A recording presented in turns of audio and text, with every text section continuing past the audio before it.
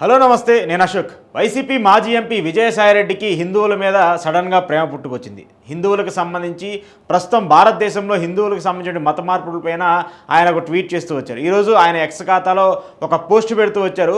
వేరే వాళ్ళు హిందువులకు సంబంధించిన మత మార్పులపైన డబ్బులు ఇచ్చి మరీ మతాలకు సంబంధించిన అంశాలు తీసుకొచ్చి డబ్బులు ఇచ్చి మరీ మతాలు మార్పిస్తున్నారని చెప్పేసి ఒక వీడియోని ట్యాగ్ చేస్తూ విజయసాయిరెడ్డి ఆయన ఎక్స్ ఖాతాలో ఒక పోస్ట్ని పెడుతూ వచ్చారు. ఫస్ట్ నేను ఆ పోస్ట్ ఏంటో చదివి మీకు వినిపిస్తాను. హిందూ మతంపై కుట్రలు సహించేది లేదు. డబ్బు ఆశ చూపి మతం మార్చాలని ప్రయత్నిస్తే అటువంటి వారికి తగిన రీతిలో బుద్ధి చెప్పి గుణపాఠం నేర్పిద్దాం. గత 2 దశాబ్దాలుగా జరిగిన మత మార్పులపై కమిటీ వేసి ప్రభుత్వం విచారణ జరపాలి.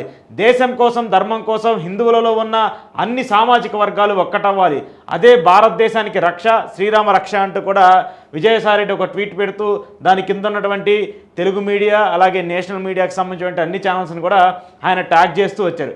సరే, హిందూ ధర్మం కోసం ఆయన కూడా ఒక హిందువు కాబట్టి ఆయన కూడా హిందూ మతానికి సంబంధించి గౌరవించే ఒక వ్యక్తిగా ఆయన హిందువుల రక్షణ కోసం మాట్లాడుతూ ఉండాలనుకోవచ్చు. కానీ ఇప్పుడే ఎందుకు ఇది సడన్గా వచ్చింది అనేటువంటి ఒక చర్చ కూడా మొదలవుతూ వచ్చింది. గతంలో విజయసాయిరెడ్డి అంటే వైసీపీని వీడిన తర్వాత విజయసాయిరెడ్డి అసలు నేను రాజకీయాల్లో ఉండను, రాజకీయాలకు సంబంధించిన అంశాల మీద నేను మాట్లాడను, రాజకీయాలకు సంబంధించిన ఏ ఇష్యూ అయినా కూడా నేను దాని మీద స్పందించను, నేను వ్యవసాయం చేస్తానంటూ కూడా ఆయన మాట్లాడుతూ వచ్చారు. మరి ఆయన వ్యవసాయం చేస్తున్నారా, ఏం చేస్తున్నారా అనేది కూడా మనందరికీ తెలుసు. అయితే గతంలో చాలాసార్లు కూడా ఆయన కొన్ని ఈడీకి సంబంధించిన విచారణ హాజరైనప్పుడు లేదంటే ఆంధ్రప్రదేశ్లో జరుగుతున్నటువంటి కొన్ని కేసులకు సంబంధించి ఆయన ఇన్వాల్వ్మెంట్ ఉందనేటువంటి అంశాలు ఉన్నప్పుడు ఆయన సిఐడి విచారణకు వెళ్ళినప్పుడు మాత్రము కొన్ని లీకులు ఇస్తూ ఉన్నారు. నేను రాజకీయాలకు దూరమైనని చెప్పేసి అందరూ మాట్లాడుతున్నారు, కానీ అవసరమైన సమయంలో మళ్ళీ రాజకీయాల్లోకి రావాలనుకుంటే ఖచ్చితంగా వస్తాను అంటూ కూడా ఆయన మాట్లాడుతూ వస్తున్నారు. ఎప్పుడైతే వైసీపీని వీడిన తర్వాత విజయసాయిరెడ్డి టీడీపీలో జాయిన్ అవుతాడు, జనసేనలో జాయిన్ అవుతాడు అనేటువంటి ఒక చర్చ పెద్ద ఎత్తున సోషల్ మీడియాలో జరుగుతూ వచ్చింది. కానీ ఇప్పటి వరకు దానికి సంబంధించిన అడుగులు అయితే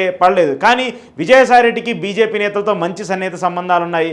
గత 10 ఏళ్ల నుంచి కూడా ఆయన రాజ్యసభ సభ్యుడిగా ఉంటూ వచ్చారు. వైసీపీ అధికారంలో ఉన్నప్పుడు, వైసీపీ అధికారంలో లేనప్పుడు కూడా ఆయన రాజ్యసభకు కూడా నామినేట్ అవుతూ వచ్చారు. మెయిన్గా వైసీపీకి అలాగే అప్పుడున్నటువంటి కేంద్ర ప్రభుత్వాలకి రెండింటికి మధ్య సత్సంబంధాలు ఏర్పరచడంలో విజయసాయిరెడ్డి సక్సెస్ఫుల్గా లీడ్ అవుతూ వచ్చాడు. అది ఆయనకి ఒక మంచి ప్రియారిటీగా, ఒక మంచి పట్టుగా కూడా నిలుస్తూ వచ్చింది. ఆ సమయంలో ఇటు అమిత్ షాతో కావచ్చు, ప్రధానమంత్రి మోదీతో కావచ్చు, అలాగే కొంతమంది కేంద్ర పెద్దలు కావచ్చు, ఇప్పుడున్నటువంటి కొంతమంది వ్యక్తులందరితో కూడా విజయసాయిరెడ్డికి మంచి సన్నిహిత సంబంధాలు ఉన్నాయి. సో ఆ తర్వాత ఎప్పుడైతే వైసీపీని వీడిన తర్వాత విజయసాయిరెడ్డి బీజేపీలో చేరతారనేటువంటి ఒక చర్చ కూడా పెద్ద ఎత్తున జరుగుతూ వచ్చింది. కానీ ఇప్పటి వరకు దానికి సంబంధించినటువంటి అడుగులు అయితే పడలేదు. ఎవరైతే ఇటీవల వైసీపీకి సంబంధించిన రాజ్యసభ సభ్యులు ఎవరైతే ఉన్నారో వాళ్ళందరూ కూడా రాజీనామా చేసి కొంతమంది టీడీపీలో జాయిన్ అయ్యారు, మరి కొంతమంది బీజేపీలో జాయిన్ అయినటువంటి పరిస్థితి కూడా చూస్తున్నాం. ఆర్ కృష్ణ లాంటి వాళ్ళని, బీసీ సామాజిక వర్గానికి చెందినటువంటి నేతని జగన్మోహన్ రెడ్డి రాజ్యసభకు పంపిస్తే ఆయన వైసీపీకి రాజీనామా చేసి వెంటనే ఆయన బీసీకి సంబంధించి ఆయన బీజేపీలో చేరినటువంటి పరిస్థితిని కూడా మనం చూస్తున్నాం. సో ఇలాంటి నేపథ్యంలో చాలామంది రాజ్యసభ సభ్యులు ఉన్నటువంటి నేపథ్యంలో విజయసాయిరెడ్డి కూడా రాజీనామా చేయకుండా డైరెక్ట్గా ఆయన బీజేపీలోకి చేరతాడు, లేదంటే వేరే పార్టీలోకి వెళ్తారంటూ కూడా చర్చ జరుగుతూ వచ్చింది. కానీ ఆయనకి పదవి ఉన్నప్పటికీ టెన్యూర్ ఇంకా 3 సంవత్సరాల టెన్యూర్ మిగిలి ఉన్నప్పటికీ కూడా విజయసాయిరెడ్డి ఆయన రాజీనామా చేసి మరి ఆ సీటుని ఇంకొకరికి వెళ్ళే విధంగా కూడా ప్రోత్సహించారంటూ కూడా అప్పుడు వైసీపీ నేతలందరూ కూడా పెద్ద ఎత్తున మాట్లాడుతూ వచ్చారు, విమర్శలు చేస్తూ వచ్చారు. సరే, ఇదంతా కూడా అయిపోయినటువంటి ఒక చర్చ. ఇప్పుడు ఎందుకు దీని గురించి చెప్తున్నారంటే వీటన్నిటికి కూడా ఇప్పుడు విజయసాయిరెడ్డి వేస్తున్నటువంటి అడుగులన్నీ ఒక్కొక్కటిగా ప్యారల్గా చెక్ చేస్తూ ఉన్నప్పుడు మళ్ళీ ఆయన రాజకీయాల్లో యాక్టివ్ అవుతున్నారు అనేటువంటి సందేహాలు ఖచ్చితంగా కనిపిస్తూ ఉన్నాయి. విజయసాయిరెడ్డి ఏ పార్టీలో చేరతారు, ఏ పార్టీలో చేరనేది పక్కన పెట్టేస్తే మాత్రము ఖచ్చితంగా రాజకీయాల మీద విజయసాయిరెడ్డికి ప్రేమ తగ్గలేదు. మళ్ళీ ఆయన రాజకీయాల్లోకి రావడానికి విస్తృతంగా ప్రయత్నాలు చేస్తున్నారు. దానికోసం ఇటీవల ఆయన ఒక ప్రెస్ మీట్ పెట్టినప్పుడు కూడా ఆయన చాలా గట్టిగా మాట్లాడుతూ వచ్చారు. నేను రాజకీయాల్లోకి రావాలనుకుంటే నాకు ఎవరి సలహా అవసరం లేదు, ఎవరి సూచనలు అవసరం లేదు, నేను ఖచ్చితంగా రాజకీయాల్లో ఉంటాను. ఈవెన్ ఇన్ఫ్యాక్ట్ జగన్మోహన్ రెడ్డి మీద కూడా నాకు ఎలాంటి ప్రేమ తగ్గలేదు, ఆయనకి నాకు ఎప్పుడు మంచి సంబంధాలు ఉన్నాయి, ఆయన నేను ఎప్పుడు కూడా గౌరవంగా భావిస్తాను, ఆయన మళ్ళీ ముఖ్యమంత్రి అవ్వాలని నేను కోరుకుంటున్నానంటూ కూడా విజయసాయిరెడ్డి మాట్లాడతారు. సరే, వైసీపీలోకి వెళ్తారా?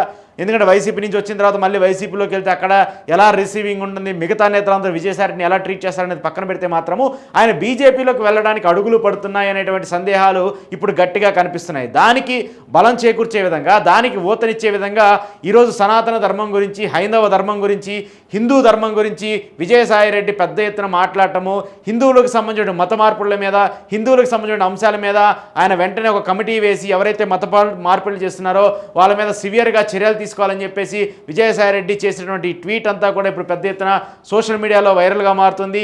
ఈ అంశంతోనే విజయసాయిరెడ్డి బీజేపీకి మరింత దగ్గర అవుతున్నారంటే కూడా మాట్లాడుతూ వస్తున్నారు. విజయసాయిరెడ్డి బీజేపీలో చేరతానంటే కూడా ఎవరు వద్దనే పరిస్థితి ఉంటుంది. ఎందుకంటే విజయసాయిరెడ్డి పొలిటికల్గా లీడర్గా ప్రజల్లో నుంచి వచ్చినటువంటి వ్యక్తి కాకపోయినప్పటికీ కూడా ఆయన పొలిటికల్ పార్టీస్తో మంచి లైజనింగ్ ఉంది. అన్ని పార్టీలతో కూడా మెయిన్గా ఆయనకి ఒక మంచి లైజనింగ్ ఉన్నటువంటి పరిస్థితి. గతంలో కూడా రాజ్యసభ ఫ్లోర్ లీడర్గా కూడా పనిచేశారు కాబట్టి బీజేపీకి కూడా ఎంతో కొంత సత్సంబంధాలు ఉన్నటువంటి వ్యక్తి. సో ఖచ్చితంగా ఆయన బీజేపీలోకి వెళ్తారంటే బ్రహ్మాండంగా వాళ్ళు వెల్కమ్ చెప్తారు, కండవా కప్పుతారు. కానీ ఆ తర్వాత పొలిటికల్ యాక్టివిటీ ఎలా ఉంటుందనేదే ఇప్పుడు పెద్ద ఎత్తున చర్చ. ఎందుకంటే ఇక్కడ ఆంధ్రప్రదేశ్కి సంబంధించి ఆల్రెడీ బీజేపీకి సంబంధించి టీడీపీ, జనసేన, బీజేపీ 3 పార్టీలు కూడా కూటమిగా ఉన్నాయి. సో విజయసాయిరెడ్డిని తీవ్రంగా విమర్శించి విజయసాయిరెడ్డి మీద నానా మాటలని ఇప్పుడు మళ్ళీ విజయసాయిరెడ్డిని తీసుకొచ్చి బీజేపీలో చేర్చుకుంటే మిగతా 2 పార్టీలు ఒప్పుకుంటాయా? ఇటు టీడీపీ, జనసేన దానికి సపోర్ట్ చేస్తాయా? ఖచ్చితంగా జనసేన అయితే సపోర్ట్ చేసే అవకాశం ఉంటుంది. ఎందుకంటే చాలాసార్లు కూడా విజయసాయిరెడ్డి పవన్ కళ్యాణ్ పొగుడుతూ వచ్చాడు. పవన్ కళ్యాణ్కి నాకు ఎలాంటి వ్యక్తిగత విభేదాలు లేవు, ఎప్పటి నుంచో పవన్ కళ్యాణ్ నాకు మిత్రుడు కాబట్టి నేను ఆయన విమర్శించినట్టు కూడా విజయసాయిరెడ్డి మాట్లాడుతూ వచ్చారు. మరి టీడీపీ పరిస్థితి ఏంటి? టీడీపీ యాక్సెప్ట్ చేస్తుందా ఒకవేళ విజయసాయిరెడ్డిని బీజేపీలో చేర్చుకోవాలనుకుంటే?